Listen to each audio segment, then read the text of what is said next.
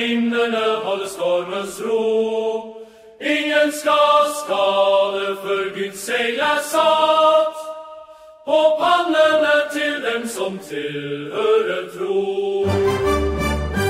Tallet er talt, et folk av pakt, av hver stamme, hver slekt og hver språk. De bærer et navn som verden ei ser. De er bevarte, de står og de ber. For tronen i hvite klær de står, med palme grener i sine hender. De roper frelsen til Gud, og lammet som er i oss verner.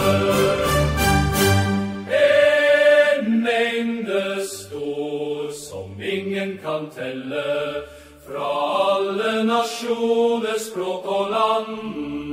De har vasket sine klær i blod, gjort dem rene i lammet, Guds sønn. De tørster ei mer, og sulten er død.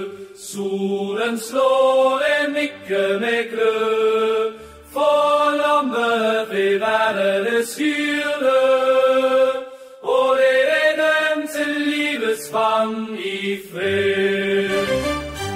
For tronen i hvite klær de står, med palmegrener i sine hender.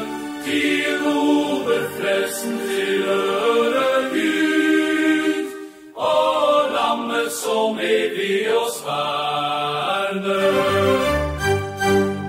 Gud vil tørke hver tåre bort, ingen sorg, ingen natt mer der, for han som sitter på tronen er nær, og lyset er lammet selv, vår ære. Og tronen i hvite klær de står, med palmegrener i sine hender.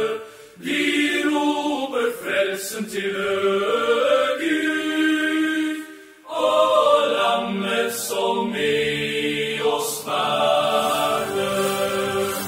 For tronen i hvite klær de står, med palmegrener i sine hender. De roper frelsen til